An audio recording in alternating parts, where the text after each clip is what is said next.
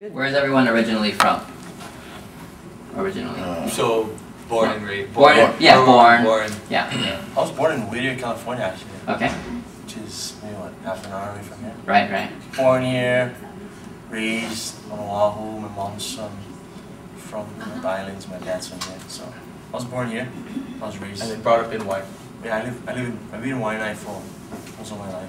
Okay. Bobby? Born and raised in Hawaii. And lived there all my life. The longest time I've ever been away was 2 weeks from my honeymoon. That was kind of hard. We had a good time. And what area specifically in Hawaii? Actually, Maunalua is the area that we started all kind of playing music together, and that's where I reside. It's Hawaii Kai, but the original name of Hawaii Kai is Maunalua, which means the Twin Mountains. So the two, Kokohead and Kokokai, that area, that's the more modern name of the area is Hawaii Kai. But the Kahiko name we wanted to pay homage to is Maunalua. Okay. Born in Chicago and raised in Honolulu, in Kailua, and now reside in Mauanalua. Awesome. What is each and every one of your musical background? Are you classically trained? Did you go to school for music, or you just started jamming and that's how it happened? Probably went to school. We went to school, the school of hard knocks of learning how to play music. Yeah, it wasn't anything real. The most formal I had was I learned slacky guitar from Raymond Kane out in Maunalua, Richard's Way. And that was 4 years with the apprenticeship program learning slacky guitar. Then from there, singing and building the band, that was just kind of flying. Did you get your PhD? I got your PhD right here. Also digging? My musical background, I performed at various school of Hula, on the west side of Oahu. And all different music, pop types, Polynesian music, and I got to dance there. That's not where I actually started, but that's where I was practicing my craft, honing, and then playing with different guys here and there. Took a little bit from here, a little bit from there, and there's a few kinds of musicians, and some of them you find out they understand theory and they understand, and some can't even read chords; they just play by ear. And so it's always interesting to know, do you guys do any vocal training or anything like that, or even exercises, or do you just jam? Funny you just asked that. I talked to this lady over the phone last week Wednesday, and she asked me, how do we figure out harmonies? How do because we're not formally trained, and how does the harmonies and all the music come out? So when you're playing by ear, you play with your soul, because you're not looking at notes. When you're playing with the notes, that's all you know is the notes, but you don't put feeling into it. So what you're getting from people who are playing by ear and playing with their heart, you're getting their soul coming out. And that's why sometimes people can't figure it out. Say, how do you guys do that? You don't know.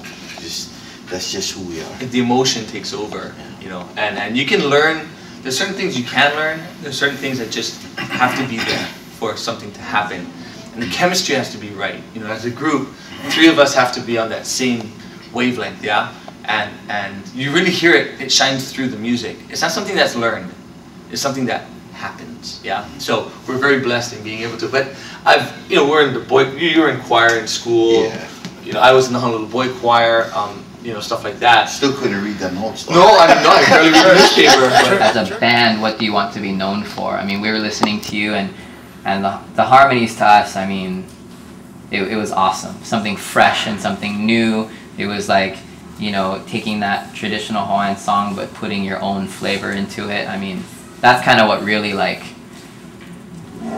that's what gave me chicken skin, listening to you guys. Hopefully we pick that up.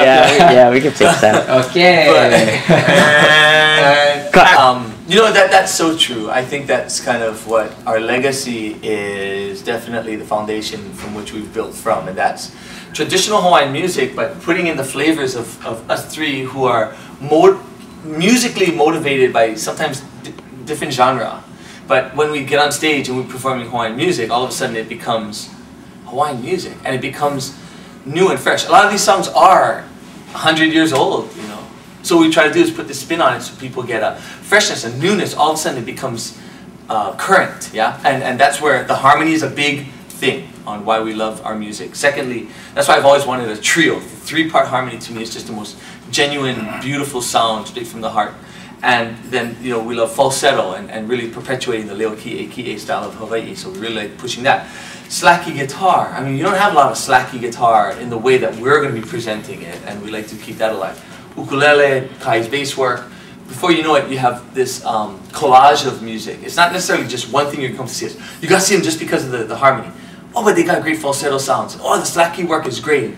Oh man, the ukulele, it also becomes a spectacle. Mm-hmm. I would like to see for us to be known as, or leave a legacy of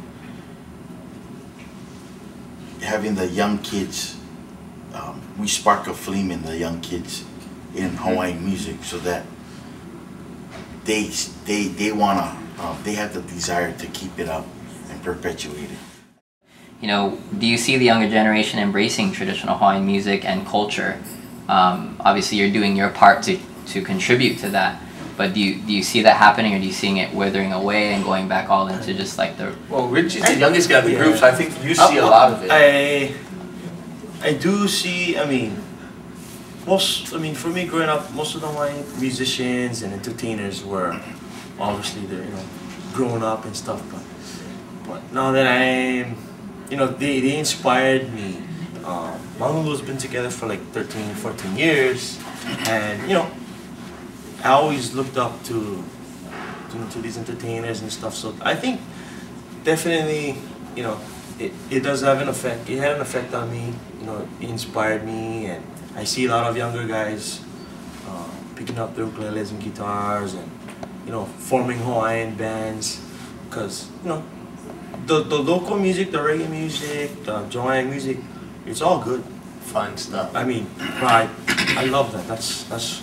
You know, I grew up playing, you know, all the Conquer the Boys, and then I progressed to doing like local reggae music, stuff like that too. Who are, you know, one at a time, you know, Richard, who are your musical influences, Hawaiian, not Hawaiian, just bottom line, like, who is your influences and who's in your iPod? Kahi. No, Conquer the Boys was my first. I mean, Conquer was which kid didn't they inspire as far as, you know what I mean? Surf for What about any influences outside of the Hawaiian music? Robert Nesta Marley, also known as Bob Marley. You know, it's positive, and it's true. It has a lot of they have a lot of similarities to Hawaiian music. You know what I mean? Yeah. Because you know, when you look at like, you got your angry rock, whatever, metal and stuff, and that's really like, you know, their own. But when I look at like Bob Marley and like my music, he was always about, you know, one love. He was always about like love and unity, and that's what Hawaiian music is all about, right? You know what I mean? It's about love songs, or talking about a certain place. It's all about, it's positive. And it's kind of like you can see must be an island thing. Yeah. So you know, being brought up in the '70s, you know, I was very influenced by rock music.